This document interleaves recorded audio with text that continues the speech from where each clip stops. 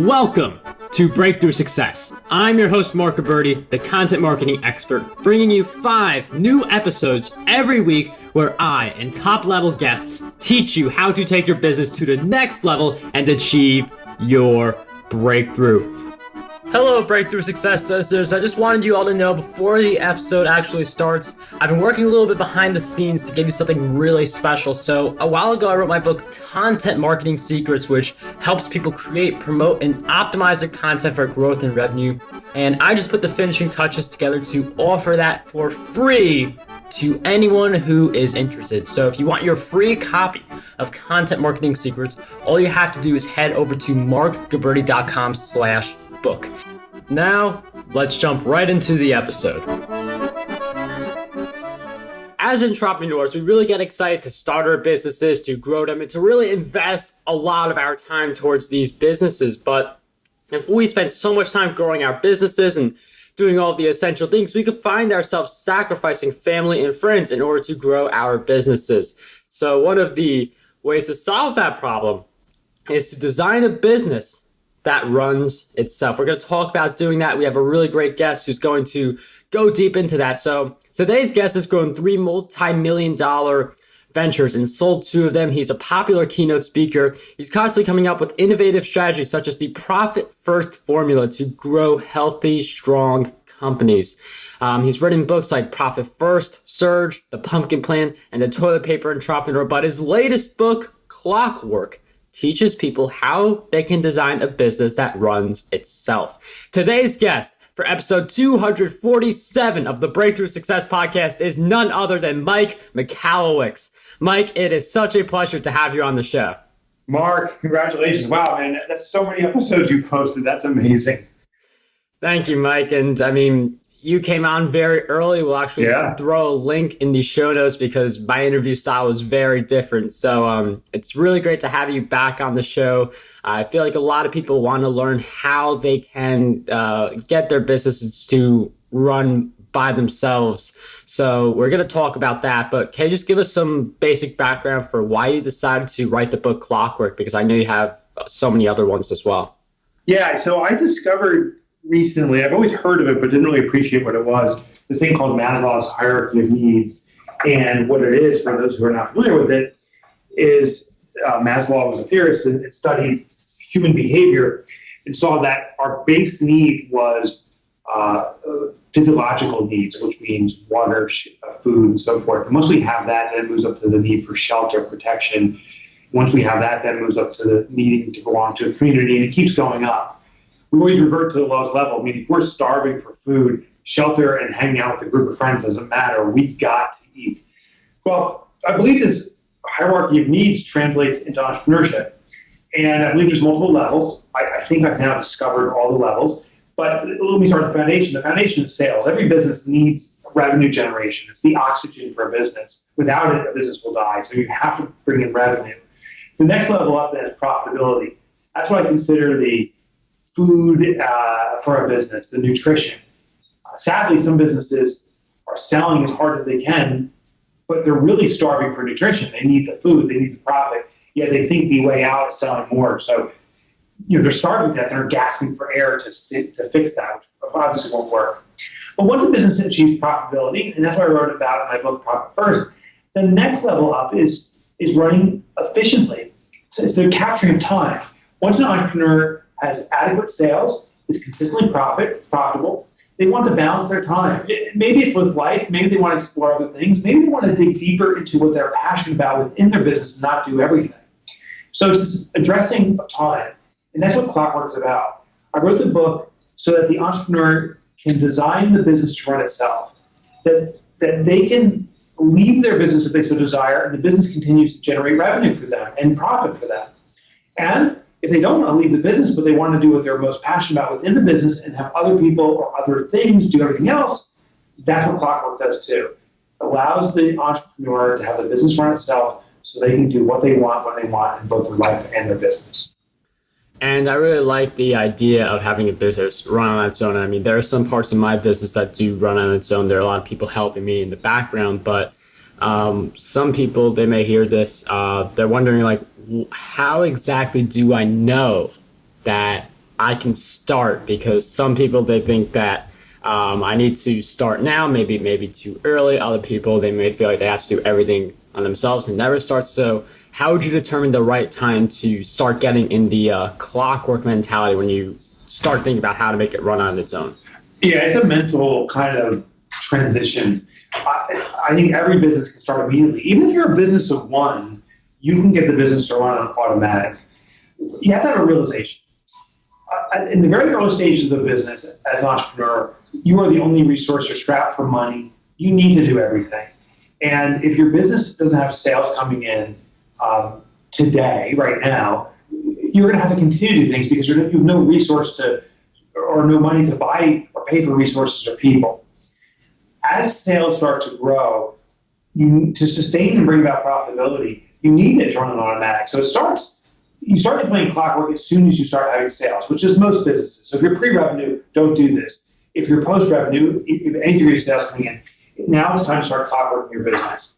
The process is we need to evaluate in your business what is the most important element that's determining your success.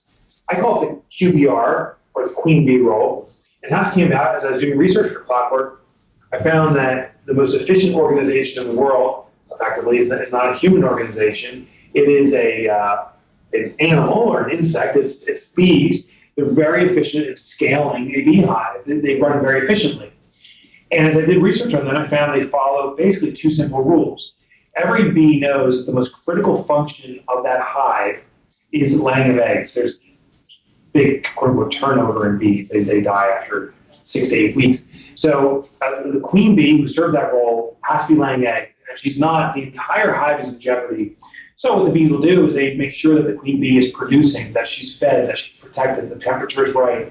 Everything is situated so that the role of laying eggs and cultivating eggs can be served.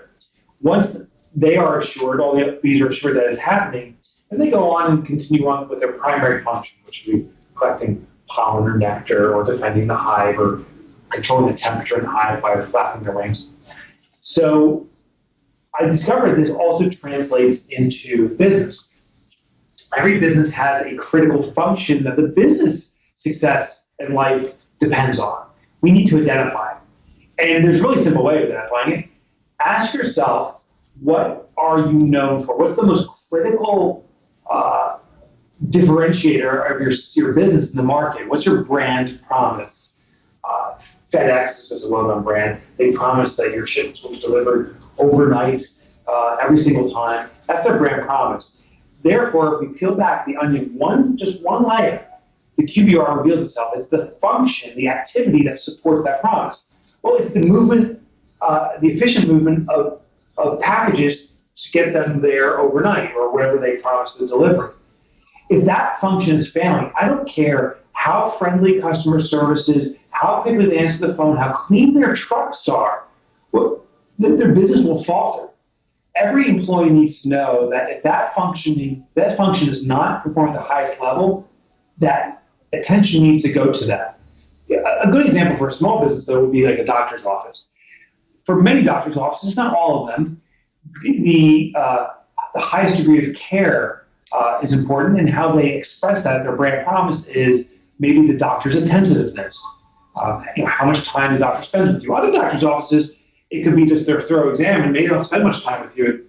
They kind of just blow through patients. But let's say it's attentiveness and spending time and listening to the patient. Well, that's what the doctor needs to do.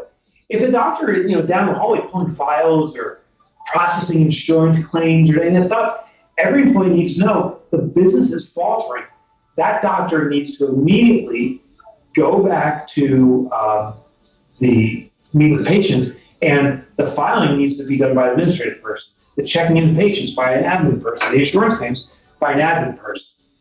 So in summary, what I've learned in Clockwork, that every business that is generating revenue needs to start becoming more efficient and start designing itself. The entrepreneur needs to design it to run itself. And to do this, we need to identify what's the most critical role, that QBR, pay attention to it, meaning have every employee aware of what it is, and protect it so that it's being served. And as this tide rises, so do all boats. So that's how you go about the Clockwork process, and everyone should start right now if you're sales. Mike, I really like the queen bee role and that whole analogy with the bees, but I mean, like, bees, toilet paper, pumpkins. I kind of wonder what's going to come up next. I already started on the next book. I don't know what the analogy is yet, but there'll be something. Yeah, that's we got to have you back on the show as soon as you come up with the next analogy. But like the queen bee role, like I really do like that. And I mean, you mentioned, like, I feel like we have like this like main thing that we do it, everything else rises, as you mentioned before. But how can we identify that queen bee role and get better at not getting distracted? Yeah. Okay. So I gave you one kind of general guidance, but I'll give you something more specific in a second.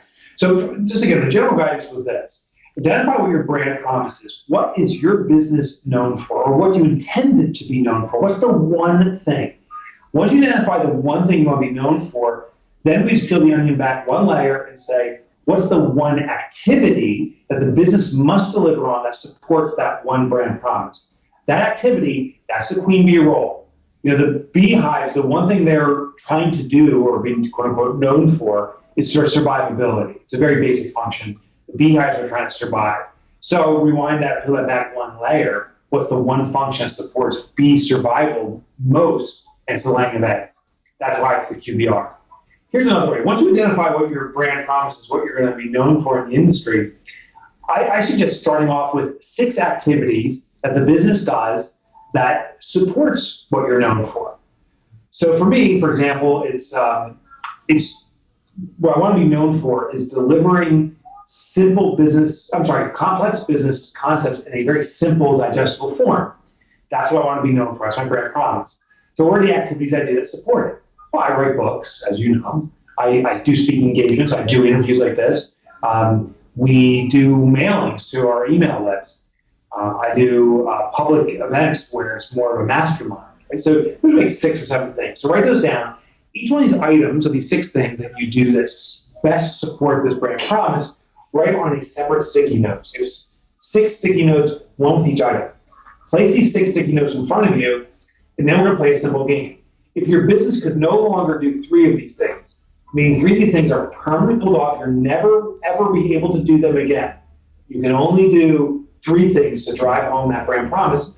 What are the 3 things you would take away forever? They can't be delegated. No one else in your business can do them. They're just gone. With those 3 gone, look again at your business and say, okay, now I'm only pretend doing 3 things. Of these 3 things, if I could only do 2 of them, which one would I take away?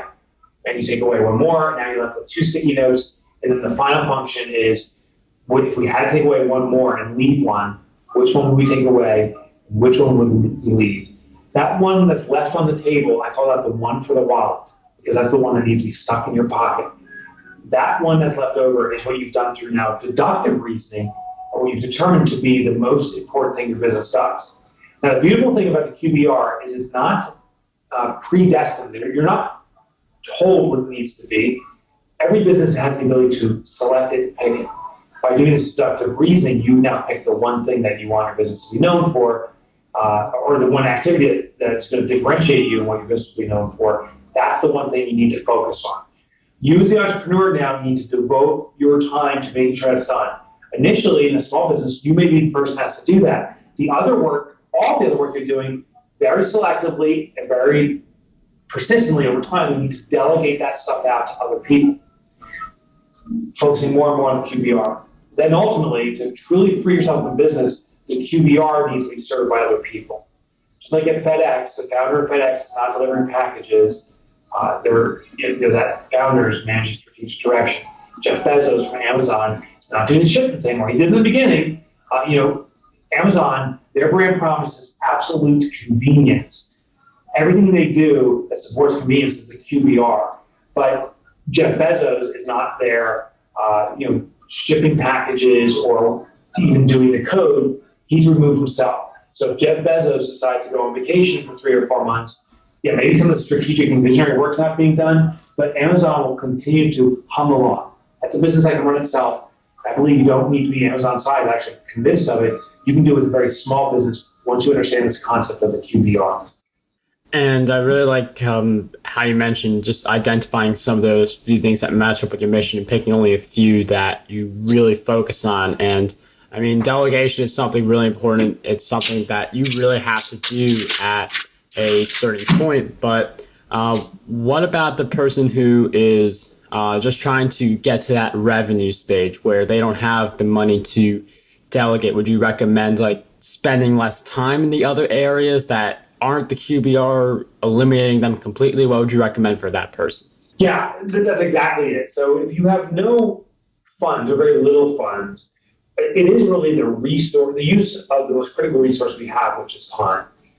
Trying to pack more in a day and try to do more things is exhausting. And as I studied productivity, there's tons of productivity tools, often actually falls upon itself or collapses, because as we become more productive, that means we can do more things. Therefore, we take on more things, which forces the necessity for more productivity.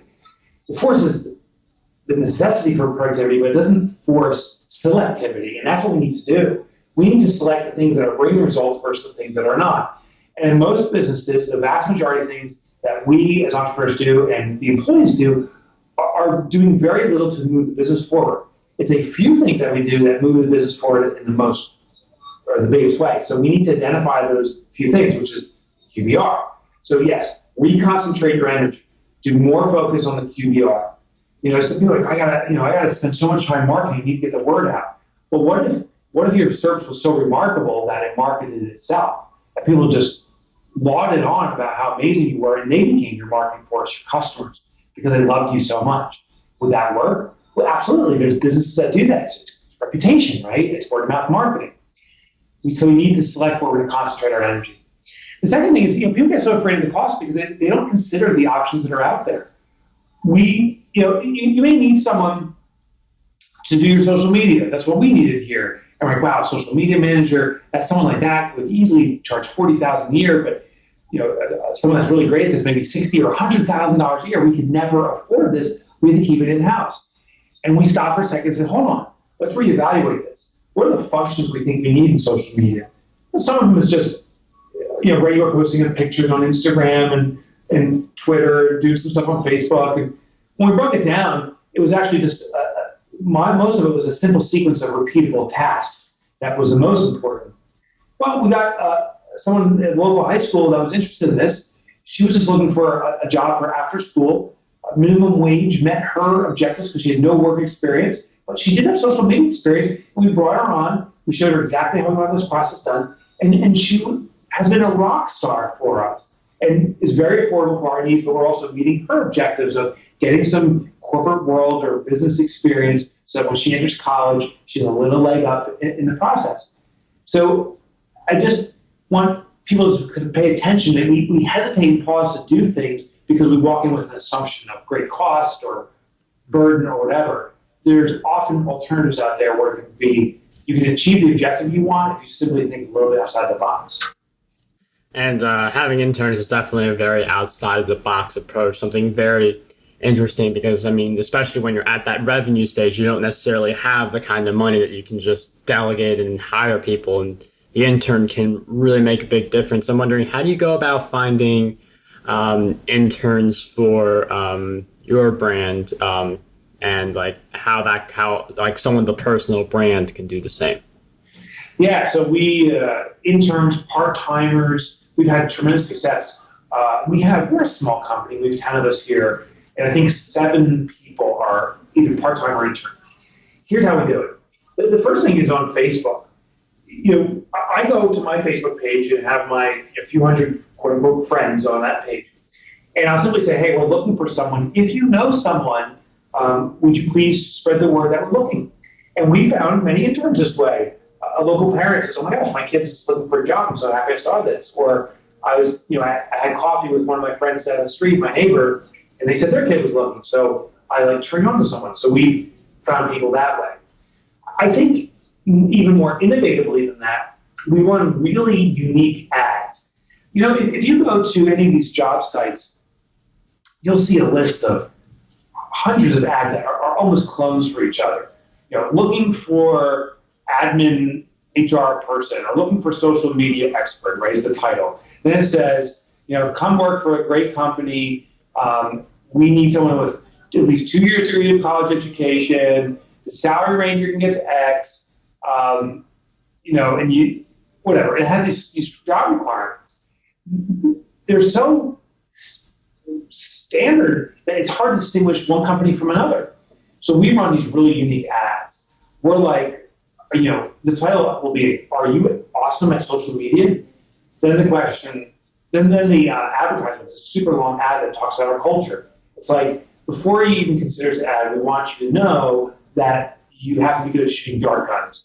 The reason you have to be good at shooting dart guns is at the office, about once every couple of weeks, a dart gun fight will break out. And yes, you'll be equipped with the dart gun the day you arrive here. It goes on to explain more.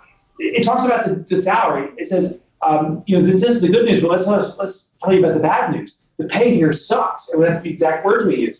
We pay $10 an hour. So if you're looking for a job to support your lifestyle, this is not the job. But if you don't have financial concerns and you're looking for an outlet to have a great time at work, to love the environment you're at, and have some extra spending money, this may be a great fit. Then buried in the ad, usually toward the bottom, we'll say, if you're in fact reading this entire ad, we only want to talk to people that are truly interested. Please include certain verbiage in the reply to this via email. So we'll put I love to shoot dart guns or something as the subject line. Now the hundreds of responses we get, the 10% that actually read the entire ad have that subject line in it. When we talk to those people, everyone else is just kind of clicking and responding to everything. It's not who we want, so we skip that. And these really unique ads have served us extraordinarily well. We have, I would argue, some of the best talent for what we need that we could have ever gotten because of these unique ads. And I find it really interesting, like you say on that main point, we have the best talent for what we need instead of like all these different things that you may not necessarily need, but you have people in those roles anyway. And I wanted to ask about that because one of the things that I feel like a lot of people think about is omnipresence, being active on all the social networks, and like repurposing, like it helps out with that, but you don't necessarily have to be active on all the social networks, be doing everything in the very beginning. Just focus on, as Mike Michalowicz said, that queen bee role and really eliminating the distractions that stand in your way. But one of the things that I want to ask you is that there are a lot of people who they have businesses, but they're not necessarily on that clockwork level. They're not necessarily at the point where businesses run themselves. So what do you believe holds most people back from getting their businesses to that clockwork level? Yeah, so what holds them back is they think that it's a on-off switch. Most entrepreneurs, as I interviewed for the book about 75 different businesses that were running super efficiently to figure out what the common thread was. I narrowed down to the 20 really most impactful strategies and put them in the book, but also met with now over the years tens of thousands, maybe 100,000 plus entrepreneurs, and spoke with them at my conference and so forth. And ask them, what's the work environment like for you as the owner?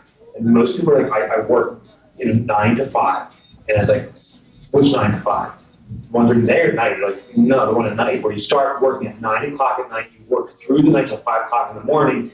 Between 5 and 9 is just putting out fires. You can't do any work because you're just scrambling to address a customer complaint or address an employee. But then at 9 o'clock, when things quiet down, that's when you turn the heat. It's this exhausting cycle.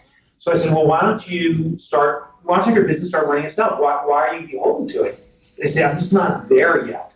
The day I get there, I'll flip the switch and I'm just going to manage the business. So what entrepreneurs see is they're going to work their butts off till one particular day, and that day no longer work their butt off. Now, miraculously, they're just managing the business. It's a switch. That's what they see. But the reality is it's not a switch, it's a throttle. The clockwork process does not happen overnight. It's a continual rollout. Actually, I even have a suggested agenda in the book of about an 18-month rollout to slowly, step by step, remove yourself from the business being dependent on.